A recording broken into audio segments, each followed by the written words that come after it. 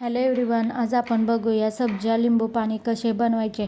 उन्हाळ्यामध्ये बाहेरून कुठूनही आल्यानंतर थंड काहीसे प्यावे वाटते, त्यावेळेस असे आपण लिंबू पाणी घरच्या घरी बनवू शकतो. पटकन तयारही होते. इथे मी एका फुलपात्रात 1 चमचा सब्जा घालून थोडे पाणी घालून तो 2 तास भिजत ठेवला आहे. 2 तासानंतर तुम्ही बघू शकता आपला सब्जा किती मस्त भिजलेला आहे.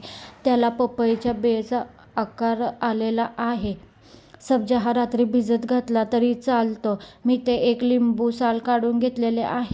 मी इथे मिक्सरचे 1 मोठे भांडे घेतलेले आहेत. त्यात लिंबाच्या अशा मोठ्या फोडी करून घेतलेल्या आहेत. मी त्यामधील बिया काढून घेतलेल्या आहेत. बिया काढल्या तरी चालतात, नाही काढल्या तरी चालतात, पण बी नाही काढले तर तो थोडासा कडू होतो. नंतर मी इथे 2 ग्लास पाणी ओतून घेतलेले आहे. एका ग्लास मागे मी 3 चमचे साखर घातलेली आहे. म्हणजे 2 ग्लाससाठी मी 6 चमचे साखर घातलेली आहे. त्यानंतर त्यामध्ये थोडेसे मीठ घालून ते मिक्सरला साखर विरघळेपर्यंत फिरवून घ्यावे.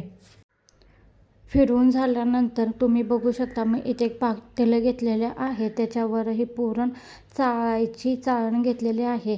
ते आपल्याला खूप उपयोगी होते. ते आपली बरीच कामं करून जाते. पुरण चाळण्यासाठी, काही गाळण्यासाठी त्याचा उपयोग होतो. इथं चहा गाळायची गाळण घेतली तर ते व्यवस्थित गाळले जाणार नाही. त्यानंतर त्यामध्ये सब्जा मिक्स करून हलवून घ्यायचे.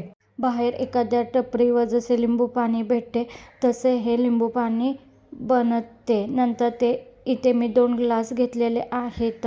त्यामध्ये हे लिंबू पाणी ओतून घेतले.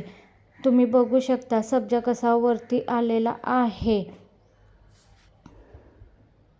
नंतर त्याला मी इथे असे लिंबाचे गोल चकल्या करून त्याला मधून कैची कट करून लावून घेतलेले आहेत. अशा मस्त मस्त रेसिपी करायच्या, छान छान फोटो काढायचे आणि व्हॉट्सअपला स्टेटसला ठेवायचे आणि रिलेटिव्हना जळवायचे.